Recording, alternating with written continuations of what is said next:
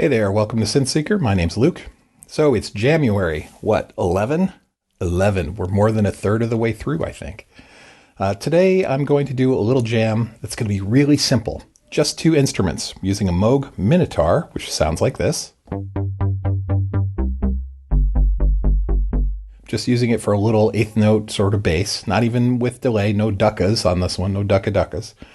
And I'm also going to use a Moog Subsequent 37, playing just a simple saw sort of lead.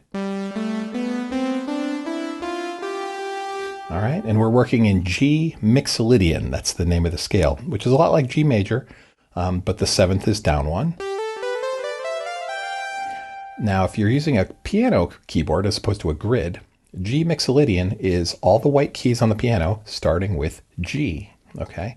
And we're doing that today because we're going to work on melodies, leads, right? I'm going to do a little demo that shows how I develop a melody line, okay? And then I'm going to talk over it and talk about sort of the experiences that I've had and the guidelines I use when building these things. Maybe it'll be useful for you, maybe not, but hopefully you'll find some value here. Let's start. All right, I've got a prepared bass line already. It's just playing G, and it plays 6 bars of G, and then plays 2 bars of F. So F's going to come around here. There it is. And then back to G. Now, when I'm playing melodies, I like to play in key. You could play any note in the key, right?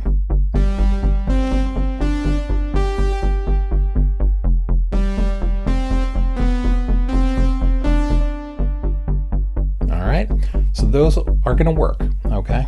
Now, randomness isn't necessarily a good thing, right?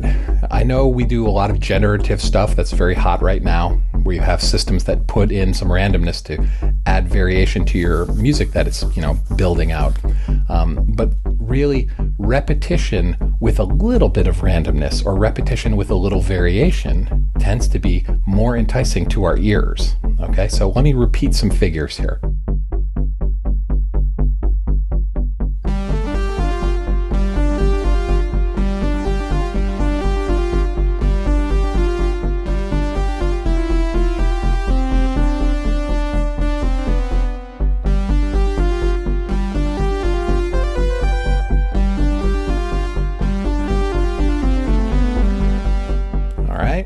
So there's an example where repetition actually hooks your ear in maybe a little bit more than pure randomness is going to do that, okay? Now, the other thing I tend to think about when I'm building melodies out is, there we go. I can't think with the beat going. I can't talk and listen at the same time. It's very sad. My single tasking brain. All right. The other thing I think about as a guideline when I'm building melodies is melodies are like having a conversation, and you exhale when you speak and you stop speaking when you inhale, right? And you need to inhale because you need that oxygen. Otherwise you're going to die, right? Great conversation. But if you keel over in the middle of it, it's a loss, right?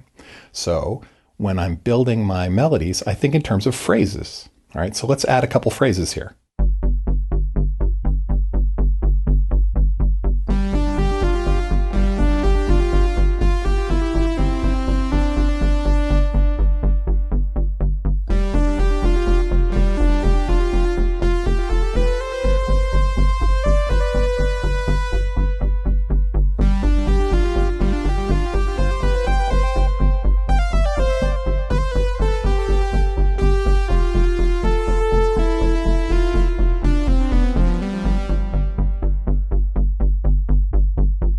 Right? So you don't necessarily have to stop and let there be silence, but you let your melodies, you group the phrasing so that it sounds like it's a conversation. You could think of that as 2 conversations going back and forth. One that's saying, and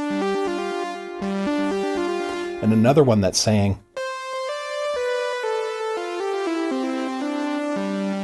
right? Those are 2 halves of the same conversation. You could actually have those played by 2 different instruments to actually sound like it's 2 things conversing with each other. All right. Anyway, I don't want to dig too far into this. I'm not trying to make a giant lesson here. I just wanted to show you some ideas around this sort of simple 2-instrument sort of example of how I build melodies, and sort of that's the jam. So to wrap up, it's a very small jam today, just doing a couple little melodies on top of a simple bass line. But I wanted to share with you sort of the guidelines and my thinking underneath for how I build those melodies. And maybe that'll help you if you even need help at this point, right? I would say the majority of people I meet on the internet are fully capable of doing melodies, but the question does come up sometimes, and I hope that helps. Basically, that's it. So I will talk to you again tomorrow for the next January day. Well, maybe we'll do something a little bit more elaborate tomorrow, right? But thanks for spending time with me. And as always, you've been watching Synth Seeker. Have a great week.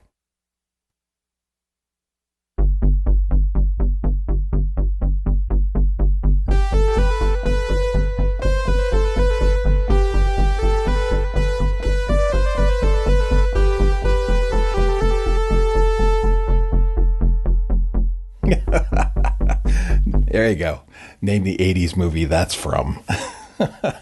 That was one of the, I guess I was like 13 and I heard that melody in the end credits of this movie. And I was like, I need to learn to play that, and went to the piano until I figured it out. So that was the very beginning of the melodies can be simple and still hook you in. Anyway, all right, I'm out.